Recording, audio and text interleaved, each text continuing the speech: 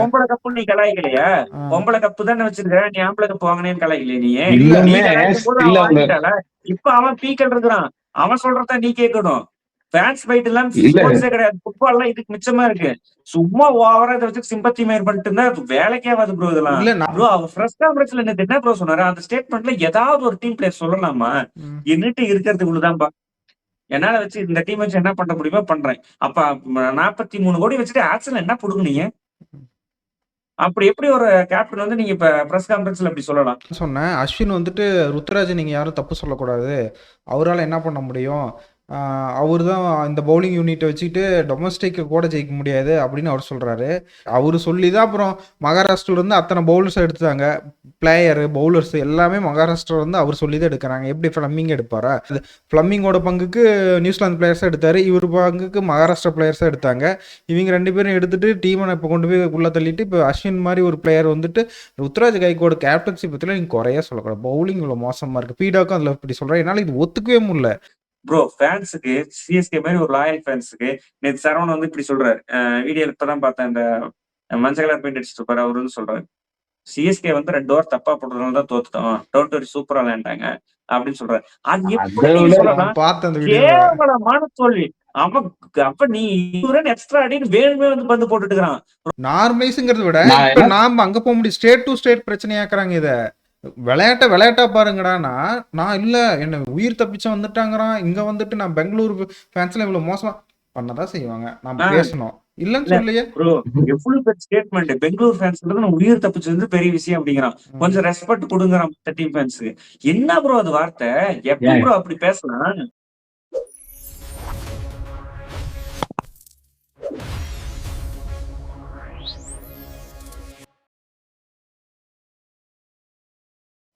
எல்லாரும் இன்டர்நெட்ல chalk Fleming, chalk Ruturaj கைக்வாட்னு சொல்லிட்டு இருக்காங்க, தோனியை கொண்டு வாங்கன்னு சொல்றாங்க.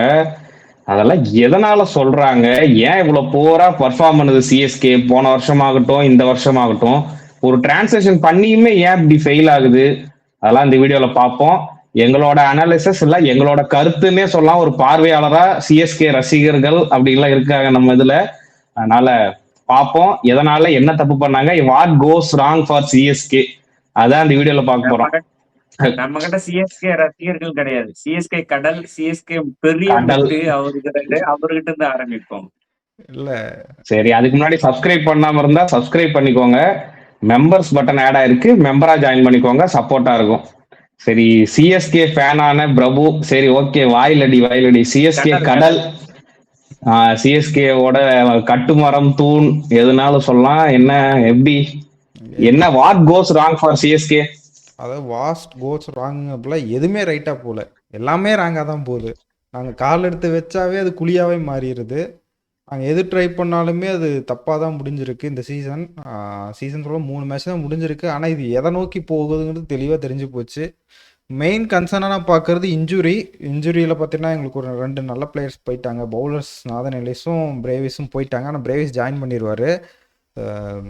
என்னன்னா இப்போ கேப்டனை நம்ம குறை சொல்ல ஆரம்பிக்கலாம், தப்பே இல்லை. அதுக்கு முன்னாடி இந்த மாதிரி இன்ஜுரி ஆன பிளேயர்ஸ்லாம் நிறையா பேர் எங்கள் டீமில் கொஞ்சம் அதிகங்கிற மாதிரி எனக்கு தோணுது. அதனாலேயும் ஒரு டவுன்ஃபால் அங்கேருந்து ஆரம்பிச்சது. காம்பினேஷன் எழுதுனா உடனேமே இங்கே இன்ஜுரியாக வந்துருச்சு. அதான் சொல்கிறேன், பெரிய ஆக்ஷன்லாம் தப்பு பண்ணிட்டாங்க. நான் என்ன தான் முட்டு கொடுத்தாலும் அது அங்கே தான் வந்து நிற்கும். ஒரு பவர்ஃபுல்லான பிளேயர்ஸ் இப்போ 8 ஃபாரினர் ஆடலாம், அதில் பவர்ஃபுல்லான பிளேயர்னா ஒரே ஒரு பிளேயர் தான் இருக்கார், பிரேவிஸ். மற்ற யாருமே பவர்ஃபுல்னு சொல்ல முடியல. அந்த மாதிரி இந்த ஏலத்துல ரீப்ளேஸ்மெண்டா தான் வந்தார். மினி ஏலத்துல ஆக்சுவலா அந்த ஆக்ஷன்ல வந்து யாருமே ஆக்ஷன்ல எடுக்கல, எந்த டீமுமே எடுக்கல. சென்னையுமே இன்ஜுரி ரீப்ளேஸ்மெண்டா தான் சைன் பண்ணாங்க, அவங்களுக்கு சக்சஸ் கிடைச்சிருச்சு. அதே மாதிரி ஆக்ஷன் டேபிள்லயே நீங்க வென்ட் ராங்கன்னு தான் நான் சொல்லுவேன். 25 கோடி ஆன் யங்ஸ்டர்ஸ் டொமஸ்டிக் பர்ஃபார்மன்ஸ் பார்த்துட்டு நீங்க அப்படியே கீழே வந்தீங்கன்னா, உங்க டீம்ல எக்ஸாம்பிள் சொல்லணும்னா மொத்தமா 2 பேத்துக்கும் சேர்த்து எனக்கு தெரிஞ்சு 2 கோடி என்னமா தான், ஓவர்டனுக்கும் சர்ஃப்ராஸ் கானுக்கும். அவங்க தான் இப்ப 3 மேட்ச் சோஃபார்ல ஹையஸ்ட் ரன் கெட்டர்ஸ் சிஎஸ்கேக்கு. 90 ரன்ஸ் 80 ரன்ஸ் நினைக்கிறேன். அதனால பர்ஸ் அஃபெக்ட்ஸா நம்ம பேசினதுதான் ஆல்ரெடி, இதுக்கு முன்னாடி எவ்வளவுதான் பேசிட்டோம். ஃபர்ஸ்ட் சிஎஸ்கே மேனேஜ்மெண்ட்டை பிளேம் பண்றத விட சிஎஸ்கே ரசிகர்களை தான் பிளேம் பண்ணும். சிஎஸ்கேல வந்து பிளம்பிங்கு, ருத்ராஜ், ஓனர்ஸ் இவங்கெல்லாம் இருக்காங்க. என்ன பண்ணாலும் முட்டு கொடுக்கறது. எதுக்கு எடுத்தாலும் முட்டு கொடுக்குறது. நேத்து இவர் சொன்னார்ல, டேய் இவ்வளவு கேவலமா தோக்குற அப்புறம் நீங்க தோக்கலையா? உங்க டீம்ல இந்த பிரச்சனை நடக்கலையா? அப்படின்னு சொல்றது. அவங்க டீம்ல நடக்கிற இதை வந்து மறைக்கிறதுக்கு நம்ம மேல பலியை போட்டுக்கிறாங்க. எதா பண்ணாலும் முட்டு கொடுக்கறது. Okay, tough game, next match பார்த்துக்கலாம். டஃப் கேம், நெக்ஸ்ட் மேட்ச் பார்த்துக்கலாம். அடுத்த மேட்ச் தோத்தாலும் டஃப் கேம், அடுத்த நெக்ஸ்ட் மேட்ச் பார்த்துக்கலாம். யாரா ஒருத்தர் ரெஸ்பான்சிபிலிட்டிஸ் எடுக்கணும்ல. போன வருஷம் ஆர்ஆர்ல ஏகப்பட்ட பிரச்சனை. சஞ்சு சாம்சன் பிரச்சனை, வெளியே போறனாரு, அவங்க டீமுக்குள்ளே கேப்டன்சி பஞ்சாயத்து, கடைசி ஒழுங்கா விளையாடல. அவன் என்ன 2024 வேர்ல்டு கப் ஜெயிச்ச கோச்சை வந்து ராகுல் டிராவிட் வந்து அப்பாயின்மெண்ட் பண்றான். ஒழுங்கா பட்டல. எங்க டீம் ஒன்னால ஏகப்பட்ட பிரச்சனை வருது, உன்னை சேக் பண்றேன். நான் மறுபடியும் பழைய கோச் ஹெட் ஆஃப் ஆபரேட்டரா இருக்கிற இந்த சங்ககரா உள்ள கொண்டு வந்து போடுறேன் அப்படின்னு சொல்லிட்டு அவன் போட்டான்ல.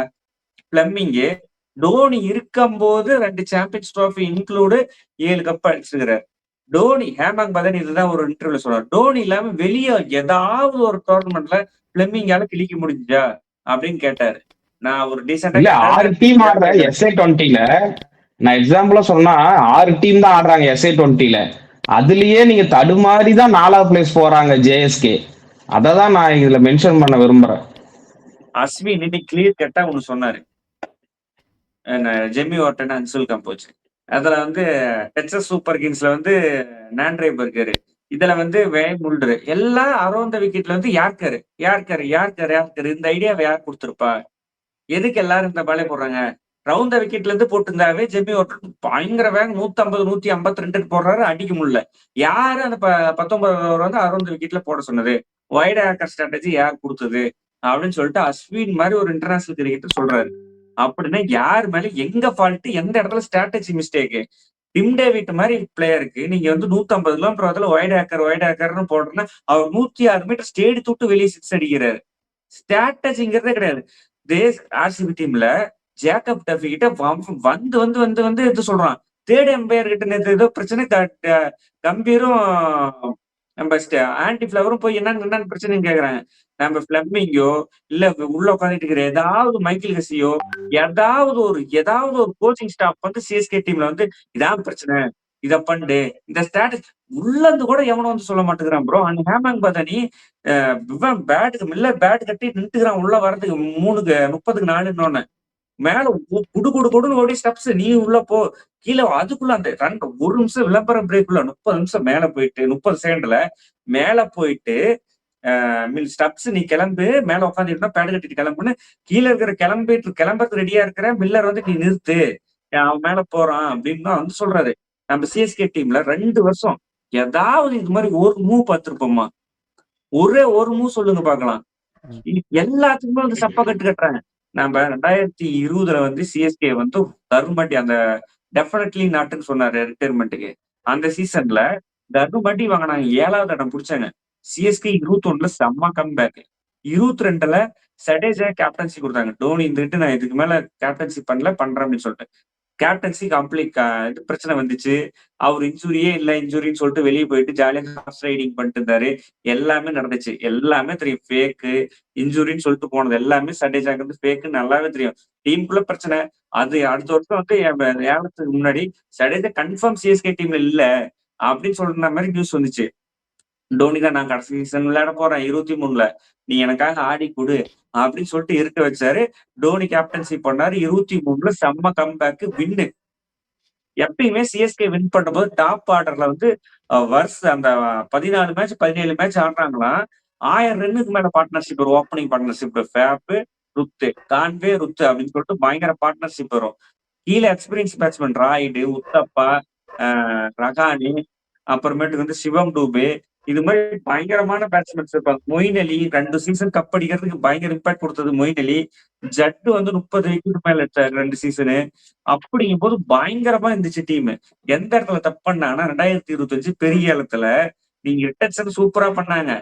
சடேஜா, எம்எஸ், பத்திரினா, சிவம் டூபே, ருத்து 5 பேர்த்த பண்ணிட்டாங்க. எடுத்த பிளேயர் யாரு? அஸ்வினை 10 கோடிக்கு, நம்ம விஜய் சங்கர 4 கோடிக்கு, தீபக் கூட 2.5 கோடிக்கு, அப்புறமேட்டுக்கு ராகுல் திருப்பதி ஒரு 3.5 கோடிக்கு அப்படி எடுத்து டீமை சொதப்பி உழப்பி வச்சிட்டாங்க. அது மட்டும்தான் பிரச்சனை. அங்கதான் ஆரம்பிச்சிச்சு. டோனியார் கீழே தள்ளணும். கீழே தள்ளுறதுக்கு என்ன பண்ணாங்க, ஒரு 2 விக்கெட் போனாவே இம்பாக்ட் பிளேயர்ல உடனே ஒரு பவுலர் இது பண்ணிட்டு உடனே இது பண்றாங்க. இது மாதிரி குரல்படிகள் நடந்து இப்ப வந்து போன வருஷம் எல்லாம் யங்ஸ்டர்ஸ் வந்து ரீப்ளேஸ்மெண்டா வந்த யங்ஸ்டர்ஸ் நல்லா பெர்ஃபார்ம் பண்ணலாம். அவனுக்கோசரம் இப்ப பட்டு கார்த்திக் சர்மா பிரசாந்த் வீர் எடுத்துள்ள போட்டா எக்ஸ்பீரியன்ஸ் பிளேயர் ஒழுங்கா பண்ண மாட்டேங்கிறான். நியூ வந்திருக்கிற பிளேயருக்கு எவனமா இருக்கும் 14 கோடி போட்டு எடுத்தேன்னு பிரசாந்த் வீரையும் கார்த்திக் சர்மையும் ஆட வைக்கிறாங்கன்னு தவிர போன வருஷம் ரீப்ளேஸ்மெண்டா வந்து நல்லா பண்ண உருவி பட்டேல ஆட வைக்க மாட்டேங்கிறாங்க. டீமுக்குள்ள என்ன நடக்குது, என்ன பிரச்சனை, என்னன்னே தெரிய மாட்டேங்குது. மட்டும்தான் சேர்க்க டீம்ல பிரச்சனை இல்ல. இதுல நீ அஸ்வின் வந்துட்டு ஒண்ணு சொன்னாருன்னு சொன்னேன். அஸ்வின் வந்துட்டு ருத்ராஜ் நீங்க யாரும் தப்பு சொல்லக்கூடாது, அவரால் என்ன பண்ண முடியும், அவர் தான் இந்த பவுலிங் யூனிட்டை வச்சுக்கிட்டு டொமஸ்டிக்கு கூட ஜெயிக்க முடியாது அப்படின்னு அவர் சொல்கிறாரு. நான் என்ன கேட்குறேன்னா, இந்த ஆக்ஷன் போகிறதுக்கு முன்னாடி அவர் தான் கேப்டன் தெரியும். ஆக்ஷன் பெஞ்சில் அவர் உட்காரலனாலும் பின்னாடி அவர் தான் வந்து செலக்ஷன் பண்ணதெல்லாம் இந்த அந்த நேம் போர்டு வச்சு நான் என்னென்ன பிளேயர் எடுக்க சொன்னாங்கன்னு எடுத்திருக்காங்கன்ட்டு அவர் ஒரு போட்டோ இன்ஸ்டா அதான் சொல்றேன். அட்லீஸ்ட் ஒஸ்ட் கண்டிஷன்ல சொல்றேன். அட்லீஸ்ட் ஒரு இதாவது அதெல்லாம் இல்ல, நல்லாவே கொடுத்தாங்க. அதெல்லாம் அவர் மூலியமா தான் அவரு சொல்லிதான். அப்புறம் மகாராஷ்டிரா இருந்து அத்தனை பவுலர்ஸ் எடுத்தாங்க, பிளேயர் பவுலர்ஸ் எல்லாமே மகாராஷ்டிரா வந்து அவர் சொல்லி தான் எடுக்கிறாங்க. எப்படி ஃபிளமிங் எடுப்பாரா, ஃபிளமிங்கோட பங்குக்கு நியூசிலாந்து பிளேயர்ஸா எடுத்தாரு, இவர் பங்குக்கு மகாராஷ்டிரா பிளேயர்ஸா எடுத்தாங்க. இவங்க 2 பேரும் எடுத்துட்டு டீமை இப்போ கொண்டு போய் உள்ள தள்ளிட்டு இப்போ அஸ்வின் மாதிரி ஒரு பிளேயர் வந்துட்டு ருத்ராஜ் கைக்கோட கேப்டன்சி பத்தில நீங்க குறைய சொல்லக்கூடாது. பவுலிங் இவ்வளவு மோசமா இருக்கு, பீடாக்கும் அதுல இப்படி சொல்றேன். என்னால இது ஒத்துக்கவே முடியல. ரொம்ப புவரா பண்ணிட்டு இருக்கான். அவன் கேப்டன்சி தப்புனா கேப்டன்சி தப்புன்னு தான் சொல்ல முடியும். இதுல நீங்க இன்டர்நேஷனல் கிரிக்கெட் அளவு விளையாடுறீங்க, நான் அதெல்லாம் இல்லைன்னு சொல்லல. ஆனா உங்களுக்கு நல்லாவே தெரியும் அது கேப்டன்சி ஏறர் தான் பண்ணிட்டு இருக்காரு, ஒரு ஸ்பின்னரை கரெக்டா யூஸ் பண்ணல அப்படின்னு உங்களுக்கு நல்லாவே தெரியும். அப்படி இருந்தும் நீங்களும் ஏன் கைகோட மாதிரி ஒரு இந்த மாதிரி ஃபெயிலியர் ஆகிற கேப்டனுக்கு நீங்கள் தான் அந்த முன்னாடி வீடியோவில் கூட சொன்னேன், சென்னை தான் எனக்கு வந்து ஃபஸ்ட்டு, தமிழ்நாடு தான் எனக்கு கப்பு வாங்கணும், ரஞ்சி கப்பு அடிக்காதெல்லாம் எனக்கு கஷ்டமாக இருக்குது, சென்னை தான் எனக்கு ஃபஸ்ட்டுங்கிறீங்க. சென்னை மாதிரி நீங்கள் எக்ஸ்பிளேயர் தான், உங்களுக்கு சொல்கிறதுக்கு உங்களுக்கு அத்தனை உரிமையும் இருக்குது. நீங்கள் தப்பு பண்ணுறீங்கடா, ஃப்ளம்மிங்கை தூக்குங்கடா, நீங்கள் ஏன் மற்ற நாட்டில் எல்லா பிளேயரும் சொல்கிறாங்க, நீங்கள் ஏன் எடுக்க மாட்டேங்கிறீங்க? நீங்கள் தைரியசாலி தானே, கிரிட்டிசைஸ் பண்ணுறீங்கல்ல, சொல்லுங்க. ஃப்ளம்மிங் அங்கே ஒழுங்கா பண்ணலன்னு சொல்லுங்க. உங்களுக்கு ஏதாவது பிரச்சனை வருமா என்ன? ப்ரோ நான் கேட்ட டீம் எடுக்கல, நான் கொடுத்த டீம் என்னால ஆட முடியல அப்படின்னா நான் கேப்டன்சில இருந்து வெளியே போறேன்னு ஓப்பனா சொல்லிட்டு அந்த டீம்ல இருந்தா உங்களால ஆட முடியுமா? இல்ல இவர் வந்துட்டு என்னால இருக்கிறத வச்சு என் ரிசோர்ஸ் வச்சு என்ன பண்ண அப்படின்னு ருத்ராஜ் சொன்னாரு. பிராங்கா ஒத்துட்டாரு, எங்க டீம்ல இவ்வளவுதான் ரிசோர்ஸ் இருக்கு, எங்கனால இவ்வளவுதான் பண்ண முடியும் அப்படிங்கிறாருன்னா, நீ கேட்ட டீம் உனக்கு எடுத்து தரல. ஆன்சர்ல நீங்க தான் செகண்ட் ஹையஸ்ட் பர்ஸ் போனீங்க. போல்டரு, மில்லரு, நிகிடி, இது மாதிரி பிளேயர்ஸ், சிவாங்குமார், இது மாதிரி பிளேயர்ஸ் உங்களுக்கு எத்தனை பிளேயர்ஸ் இருக்காங்க, எடுக்கல, எல்லாம் எடுக்கல. சரி நான் கேட்கற பிளேயிங்லாம் கொடுக்க மாட்டேங்கிறாங்கப்பா, அப்படியா? இல்ல நான் 2வது மேட்ச் நான் கேப்டன்சில இருந்து விலகிறேன், நான் பேட்டிங்ல கான்சென்ட்ரேட் பண்றேன், சாம்சனையோ பிரேவிஸையோ இல்ல ஆயுஷ் மத்ரியோ யாரோட கேப்டனா போட்டுங்க, சிவம் துபே கேப்டனா போட்டுங்க அப்படின்ட்டு போயிருந்துருக்கலாமே. நீ உனக்கு கேப்டன்சியும் வேணும், உனக்கு பிக்கஸ்ட் பிரான்சிஸ்ல வந்து பயங்கரமா ஸ்டேக் ஹோல்டரா இருக்கிற பயங்கர ஃபேமஸா இருக்கிற பிரான்சிஸ் கேப்டனா இருக்கணும். அப்படிங்கும்போது இருக்கிறது நீ சகிச்சுட்டு இருக்கிறது இருக்காம இருக்கலாமே. உன்னோட பேட்டிங் கேப்டன் ஆனதுக்கு அப்புறம் எல்லாம் ஃபார்ம் உனக்கு இல்ல, ரன்ஸ் கிடையாது. சேசிங்ல ஒரு மேட்ச் கூட 150 ரன், சேசிங்ல ஒரு மேட்ச் கூட 10 ரன் தாண்டது கிடையாது. அப்படிங்கும்போது சிஎஸ்கே கிட்ட எக்ஸ்பெக்ட் தான். கடைசி 3 சீசன் டவுன்ஃபால் இல்ல, இனிமே டவுன்ஃபால் மட்டும் தான் சிஎஸ்கேக்கு. இல்ல நான் இன்னொரு பர்ஃபெக்டான எக்ஸாம்பிள் சொல்றேன் நீங்க சொன்னதுக்கு. கம்பீர் வந்து கொல்கத்தால இருந்து வெளியே போனதுக்கு அப்புறம் டெல்லி எடுத்தாங்க. டெல்லியில கேப்டன் பண்ணிட்டு இருந்தாரு, தொடர் தோல்வியா இருந்தனால அந்த சீசனே கேப்டன்சில இருந்து அவரே வெளியே வந்துட்டு அதுக்கப்புறம் வேற கேப்டன் எடுத்து பண்ணாங்க. அப்பயுமே அந்த சீசன் நல்லா போல, அவரே சப்ஸ்டிட்யூட்ல உட்கார்ந்தாரு. அந்த சீசன் சப்ஸ்டிட்யூட்ல உட்கார்ந்தாரு. இல்ல சப்ஸ்டிட்யூட்ல உட்கார்ந்தாரு. அந்த சீசன் என்ன பண்ணாருன்னா, அவரு ஏதோ ஸ்ரேயஸரை கேப்டன் ஆக்குங்க அப்படின்னு சொல்லி ஸ்ரேயஸர் கிட்ட கேப்டன் கொடுத்துட்டு அவர் போய் பெஞ்சில உட்கார்ந்தாரு. எக்ஸாம்பிள் பாண்டிங் எடுத்துக்கலாம், இல்ல பாண்டிங் கூட எடுத்துக்கலாம். பாண்டிங்குமே நான் நல்லா சொன்னேன், இல்ல கோச் சொல்லல. நான் மும்பைக்கு பாண்டிங் வந்து கேப்டன் பண்ணப்ப அதுக்கப்புறம் ரோஹித் சர்மா கொடுத்த ஃபர்ஸ்ட் சீசனா இருக்கட்டும் 2013 நினைக்கிறேன், அந்த சீசனுமே அவரும் கொடுத்துருந்தாங்க. இல்ல சரி அது மாதிரி இப்போ ஏதாவது ஒரு மூவ் பண்ணும் ப்ரோ. எந்த மூவ்மே பண்ணாம இப்ப 3 மேட்ச் 3 அடி பயங்கர அடுத்து டெல்லி எக்ஸ்பெக்ட் தான். டெல்லியை தோக்கடிக்கிறது ரொம்ப கஷ்டம். 4 போயிருச்சுன்னா அதுக்கப்புறம் 10ல 8 எங்க ப்ரோ 2 மேட்ச் தோத்தா ஓவர் ப்ரோ. அதுக்கப்புறம் எம்ஐயோட 2 மேட்ச் இருக்கு. அதுல 2ல கன்ஃபார்ம் தோத்துருவீங்க. இதுல 6 போயிருச்சு. அடுத்து 8ல 8 ஜெயிக்கணும்னா ஏதாவது ஒரு மேட்ச்க்கு அன்பிலீவபிளா நடக்கணும். இந்தியா டீம் இருக்கிற பிளேயிங் 11 கொண்டாந்து வச்சு ஆட வச்சாதான் உண்டு. இப்ப ஐபிஎல் இந்தியா டீம் ஆட விட்டாவே எப்படி ஆடும்னு தெரியல. அப்படிங்கும்போது ஒரு பிரான்சைஸ் தொடர்ந்து 8 ஆடுறதுல ரொம்ப கஷ்டம். நினைச்சா ம். பண்ணலாம். ஒரு ஆள் பண்றதுக்கான பவர் கைக்கார்டுக்கு இல்லையா? யாரோ ஒருத்தர் ஆட்டி வைக்கிறாங்க. இவர் அத ஆட்டுறதுக்கு ஆடிட்டு இருக்கிறாரு. ஒரு டைரக்டர் இருக்கிறாரு. அந்த டைரக்டர் சொல்ற மாதிரி போய் கிரவுண்ட்ல நடிச்சிட்டு இருக்கிறாரா? என்னோட கேள்வி அதான். அண்ணா அப்படி இருக்க முடியுமா என்ன?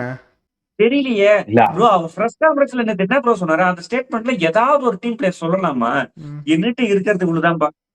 என்னால வச்சு இந்த டீம் வச்சு என்ன பண்ண முடியுமோ பண்றேன். அப்ப 43 கோடி வச்சுட்டு ஆக்சன் என்ன புடுங்குனீங்க?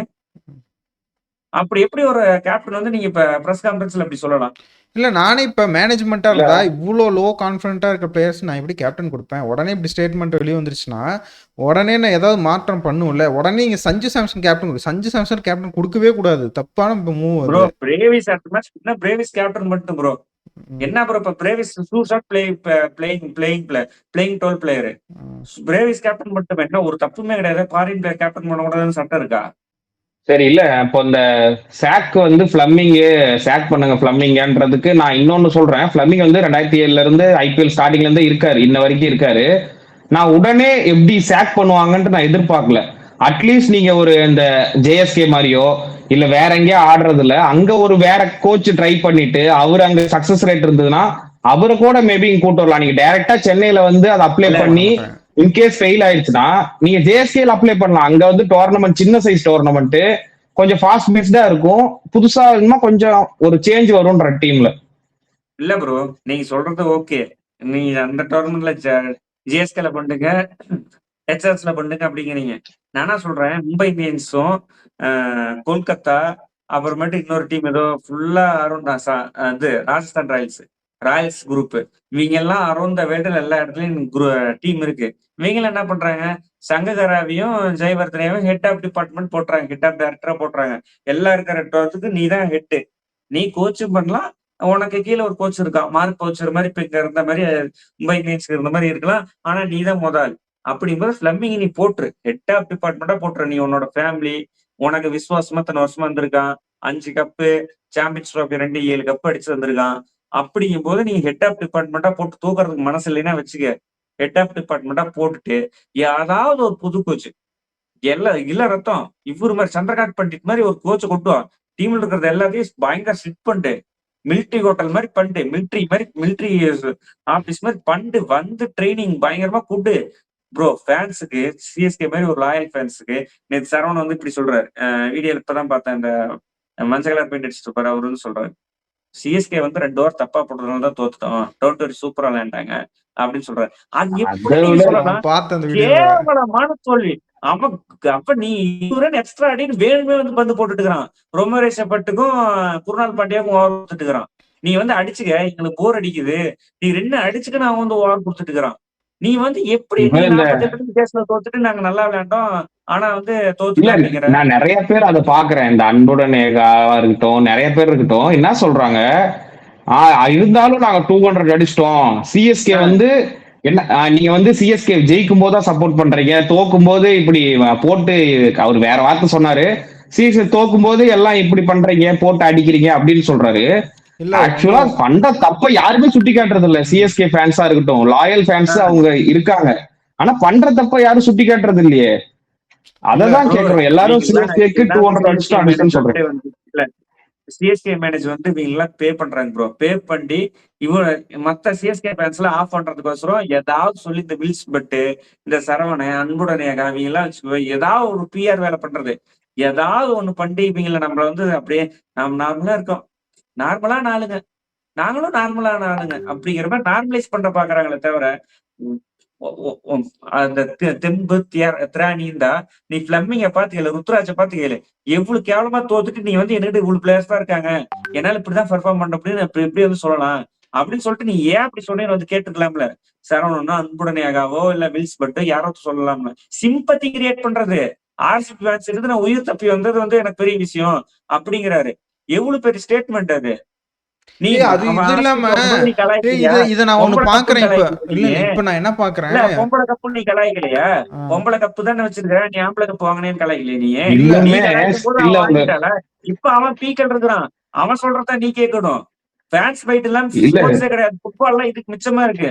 சும்மா ஓவரா இதை வச்சு சிம்பத்தி மேர் பண்ணிட்டு இருந்தா வேலைக்கே ஆகாது ப்ரோ இதெல்லாம். இல்ல நானும் ஒத்துக்கிறேன். இதை வந்துட்டு அப்படியே ஃபேன் ஃபைட் மாதிரி கொண்டு போறாங்க இவங்க. வெளிய வந்து கொடுக்குற ஸ்டேட்மெண்ட்லாம் இவங்களை என்ன பார்த்தா அடிப்பேன். இது தப்பாவும் நாளைக்கு சென்னையில நடக்கும்போது வெளியே வந்து யாராவது ஒருத்தர் அடிச்சிட்டாங்களோ இது பெரிய நியூஸ் ஆயிரும். அப்புறம் நாம வந்து பெங்களூர் ஆல்ரெடி அடிச்சுக்கிட்டவங்க தான் 2 பேரும் போன வருஷம். இல்ல அதுதான் சொல்றேன். இத நான் நார்மலைஸ் பண்றது எனக்கு பிடிக்கல. நார்மலைஸ்ங்கிறத விட இப்ப நாம அங்க போக முடியும். ஸ்டேட் டு ஸ்டேட் பிரச்சனையாக்குறாங்க இத. விளையாட்டா பாருங்கடானா நான் இல்ல என்ன உயிர் தப்பிச்சு வந்துட்டாங்கிறான். இங்க வந்துட்டு நான் பெங்களூர் ஃபேன்ஸ்ல இவ்வளவு மோசமா பண்ணதான் செய்வாங்க. நாம பேசணும் இல்லன்னு சொல்லியே ப்ரோ. எவ்வளவு பெரிய ஸ்டேட்மெண்ட். பெங்களூர் ஃபேன்ஸ் உயிர் தப்பிச்சு வந்து பெரிய விஷயம் அப்படிங்கிறான். கொஞ்சம் ரெஸ்பெக்ட் கொடுங்கறான் டீம் ஃபேன்ஸ்க்கு. என்ன ப்ரோ அது வார்த்தை? எப்படி ப்ரோ அப்படி பேசலாம்? அது தப்புதான். நீங்க ரெஸ்பெக்ட் கொடுக்கலையா? பொம்பளை கப்புன்னு சொல்லி எத்தனை நாள் கலாய்ச்சிருக்கீங்க. என்னன்னா பேசுனீங்க. ஒரு கப்பு வச்சிருக்கப்பயுமே உமன்ஸ் பிரான்சைஸ்லயும் கப் வச்சிருக்கமே என்ன சொல்றாங்க, 5 கப் இருக்கு எங்க கிட்ட அப்படின்னு சொல்லிட்டு கலாய்க்கிறாங்க. நீங்க 5 கப் வாங்கினது பெருமைதான். ஆனா அதை வச்சு மட்டுமே கலாய்க்கிறது தப்பா தோணுது. அதே மாதிரி ருத்ராஜோட ஸ்டேட்மெண்ட் நான் எப்படி பாக்குறேன்னா, நீ இதுக்கு முன்னாடியுமே தோனி இருக்கும்போது யங்ஸ்டர்ஸ் எல்லாம் நிறைய இருந்திருக்காங்க. அப்பயுமே பேர் தெரியாத யங்ஸ்டர் எல்லாம் சூப்பரா பர்ஃபார்ம் பண்ணுவாங்க. அவர் அந்த மாதிரி பர்ஃபார்ம் பண்ண வைப்பாரு. இப்ப வந்துட்டு நீங்க வந்து இதுல எக்ஸ்பீரியன்ஸா இருக்க ஒரே ஆள் யாருன்னா ருத்ராஜ் கெய்க்வாட், சாம்சன். நீங்க ஜடேஜாவை எடுத்துட்டீங்க. அதுக்கப்புறம் ஜடேஜா வெளியே எடுத்துட்டீங்க. அதுக்கப்புறம் தூபே ஓரளவுக்கு எக்ஸ்பீரியன்ஸா இருக்காங்க. இப்போ நீங்க தான் அந்த பிளேயர்ஸை வந்து அவங்க மேல மோட்டிவேட் பண்ணி அவங்கள விளையாட வைக்கணும். நீங்களே டாப் ஆர்டர்ல விளையாடும் போது கீழே அவங்க மட்டும் என்ன பண்ணுவாங்க? சர்ஃப்ராஸ் மட்டும்தான் ஒரு இன்டென்டோட ஆடுறாரு. மத்த யாருக்குமே ஓவர்டன் சர்ஃப்ராஸ் இவங்க மட்டும் தான் இன்டென்டோட ஆடுறாங்க. மத்த யாருக்குமே பெருசா இன்டென்ட் இருக்க மாதிரியே தெரியல. சரி ஓகே, ஃபைனல் வேர்டிக்ட் கொடுங்க. நம்ம இவ்வளவு பத்தி பேசிட்டோம். நம்ம பேசுறது வேஸ்ட் தான். அவங்க காதுல கூட கூட எடுத்துக்க மாட்டாங்க. மொத்த மேட்ச் ஆர்ஆரோட நம்ம சொன்ன பிளேயிங்ல ஆனாங்களா? அகில் குசேன், மேத்யூ ஸ்டார்ட் இவங்கெல்லாம் ஆடினாங்களா? எது ஊர்வில் பட்டேல் என்ன தப்பு பண்ணாம? எனக்கு அதுதான் 3 மேட்ச் உனக்கு 2 ஆட்டம் அடிச்சு கொடுத்தான். நீ 18 கோடிக்கு எடுத்தனா அந்த மயிருக்கு வசரம் நீ வந்து கார்த்திக் சர்மா ஆட வச்சு நீ உன் பாயிண்ட ப்ரூவ் பண்ண. அவ்வளவுதான். நான் 18 கோடி எடுத்தேன். அவன் 17 ஆட்டமா சான்ஸ் கொடுக்க போறேன். 2 மேட்ச் பெர்ஃபார்ம் பண்ணா நான் பாத்தியா எடுத்தது வந்து இப்ப பர்ஃபெக்ட் ஆயிடுச்சு. அதுக்கு பிஆர் வேலை பண்ணுவாங்க. அஸ்வின், பீடாக்கு, இந்த வில்ஸ் பட்டு, இந்த சரவணை, அன்புடனேயாக எல்லாரும் வந்து புட்டு கொடுப்பாங்க இதுக்கு. ப்ரோ இது நான் ஆன்சர் முடிஞ்சதுக்கு அப்புறமே சொன்னவங்ககிட்ட இந்த டீம் வேலைக்கு ஆகாதுன்னு. எனக்கு தெரியும் ப்ரோ. இந்த டீம் எப்படி ப்ரோ இந்த டீம் வச்சுட்டு எப்படி ப்ரோ ஜெயிக்க முடியும்? நேதன் எலிஸ் இருந்தாலும் ஒரு மயிறு கழட்டி இருக்க முடியாது. நேதன் எலிஸ் நீங்க மட்டும் தான் ஹைப் பண்றீங்க. நேதன் எலிஸ் எவ்வளவு பெரிய பவுலர் இருக்குன்னு எல்லாத்தையுமே தெரியும். சும்மாரான பவுலர் இதுக்கு முன்னாடி பஞ்சாப்ல ட்ராக் ரெக்கார்ட் கிடையாது. சும்மா நம்ம என்ன வேணாலும் பேசலாம் ப்ரோ. டோனி இல்லைன்னா இந்த டீம் ஒண்ணுமே கிடையாது. டோனி பிராண்ட் வேல்யூக்கோசரம் இத்தனை வச்சிட்டு இருந்தாங்க. பிராங்கா தான் சொல்லணும். டோனி இல்லாம போச்சுன்னா பிராண்ட் இன்னைக்கு ப்ரோ டிசி மேட்ச் நான் டிக்கெட்டு 8:30 மணிக்கு போய் பார்த்தேன். ஒரு டிக்கெட்டுக்கு குப்பை ஆட்டம் கிடக்குது. நான் ரேட் அதிகமா இருக்குது 4700 8000 இருக்குது. நான் புக் பண்ற முட்டேன். சரி சாட்டர்டேவா இருக்கு, சாட்டர்டே நமக்கு வேலை இருக்கு, போக முடியாதுங்கிறத நான் புக் பண்ண முட்டேன். 4700 டிக்கெட்டு. என்னைக்குமே சிஎஸ்கே மேட்சஸ்க்கு நான் என்னைக்குமே டிக்கெட் வந்து அவ்வளவு வந்து பார்த்ததே கிடையாது. டிஸ்ட்ரிக்ட் ஆப்புக்குள்ளேயே புக் மை ஷோக்குள்ளேயே போனா கியூன்னு போட்டு 1 லட்சத்துக்கு முன்னாடி இருக்கீங்க, 40,000க்கு முன்னாடி இருக்கீங்க அப்படின்னு காட்டும். உள்ள கியூல கூட இல்ல ப்ரோ. நான் உள்ள போறேன், டிக்கெட் இந்த டிக்கெட்னு காட்டுது. இல்ல அந்த டிக்கெட் பத்தி பேசினதுமே நான் அது நிறைய பேர் இதுல கருத்து மாறுபடலாம். எனக்கு தெரிஞ்சு டிக்கெட்டு சென்னையில கொஞ்சம் அதிக பிரைஸ் ஹைக் பண்ணி வைக்கிறாங்க. நீ மத்த ஸ்டேட்ல பாத்தீங்கன்னா அட்லீஸ்ட் ஒரு சின்ன இன்னொன்னு சொல்றேன். அதான் உண்மையானமே தான். நீங்க ரேட் சிஎஸ்கே ஃபேன்ஸ் சிஎஸ்கே நல்லா விளையாண்டுதான் 10,000 வாங்குவோம், 20,000 வாங்குவோம், 30,000 வாங்குவோம். ஃபேன்ஸுக்கே அதிருப்தி. அதுதான் உண்மை. பிராங்கா சொல்லணும்னா அது மட்டும் தான் உண்மை. எனக்கு இவங்க விளையாடுற கிரிக்கெட் பிடிக்கல. எங்க அப்பா காலையில சொல்றாரு ப்ரோ, இவனுக்கு விளையாடுற கிரிக்கெட் என்னால பார்க்கவும் முடியல, ரொம்ப அசிங்கமா இருக்கு அப்படிங்கிறாரு. அவரும் கிரிக்கெட் ஐபிஎல்னா பாப்பாரு, வேர்ல்டு கப்னா பாப்பாரு, இந்தியா மேட்சஸ்னா பாப்பாரு. அவர் வந்து பெரிய அனலிஸ்டா எங்க அப்பா சொல்றாரு, என்னடா டேய் இவனுங்களாம் ஏன்டா வந்து டிம் டேவிட் மாதிரி பிளேயர் எடுக்கல, ரொமரே ஷெஃபர்ட் மாதிரி பிளேயர் எடுக்கல, எங்க அப்பா வந்து காலையில நின்னுட்டு கேட்டுட்டு இருக்காரு. சரி, ஓகே. ஃபைனல் தாட்ஸா என்னோட தாட்ஸ் என்னன்னா, சிஎஸ்கே இது வரைக்கும் டஃப் பேஸ் போன வருஷத்துல இருந்து இந்த 3 மேட்ச் வரைக்கும் கஷ்டமான பேஸ் தான். டீமே புரட்டி போட்டாலுமே கஷ்டம் தான் பட்டுட்டு இருக்காங்க. எனக்கு தெரிஞ்சு இது வரைக்கும் ஹோப்புன்றது பெருசா கிடையாது. நான் வந்து டெவால் பிராவிஸும் தோனியும் டீமுக்குள்ள வந்தாங்கன்னா கொஞ்சம் ஸ்டேபிள் ஆகும். ஆனா எப்ப ஸ்டேபிள் ஆகுனா, தோனி வந்தா இப்போ நீங்க இப்ப பாத்தீங்கன்னா மும்பைல வந்து போன மேட்ச் தான் இம்பாக்டா உட்கார வச்சாங்க. அதுக்கு முன்னாடி ஜெயவர்தன் என்ன சொன்னாருன்னா, ரோஹித்தை நாங்க மேக்சிமம் ஃபீல்ட்ல வைக்க பாக்குறோம் அந்த மாதிரி சொன்னாங்க. நீங்க அந்த மாதிரி எக்ஸ்பீரியன்ஸா நான் ஃபீல்டுல வைக்கும் போது தான் உங்களுக்கு வந்து டீமுக்கே அந்த எக்ஸ்பீரியன்ஸோ இல்ல சின்ன சின்ன டிசிஷன்ஸோ மேட்சை வந்து வின்னிங் சைடு கொண்டு போகும். ரோஹித் சொன்னாராம், நான் இம்பாக்ட் பிளேயரா விளையாட விரும்பல அப்படின்ட்டாராம். அதான் வேர்ல்டு கப் போறதுனால அவர் விரும்பல, அதுவும் ஒரு பாயிண்ட் தான். இருந்தாலுமே நான் என்ன சொல்றேன், ஒரு எக்ஸ்பீரியன்ஸான பிளேயரு, உங்களுக்கு இவ்வளவு டிராஃபி ஜெயிச்சு கொடுத்த ஒரு கேப்டன் இருக்கும்போது சின்ன சின்ன டிசிஷன்ஸ் அவர் எடுப்பாரு. இல்ல இவர் கொடுக்கலான்ட்டு கைகோட சொன்னா, இல்ல இவரு ட்ரை பண்ணு அப்படின்னு சொன்னா அந்த டிசிஷன் சேஞ்ச் பண்ணுதுன்னா மேட்சே சேஞ்ச் பண்ணுன்னு சொல்றேன் நான்.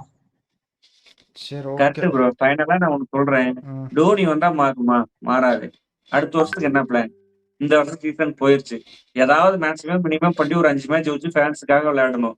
டோனி வந்தா என்ன பண்ணணும்? டோனி உங்களுக்கு பிராண்ட் வேல்யூ, டோனி வந்து ரசிகர்களாக விளையாடணும்.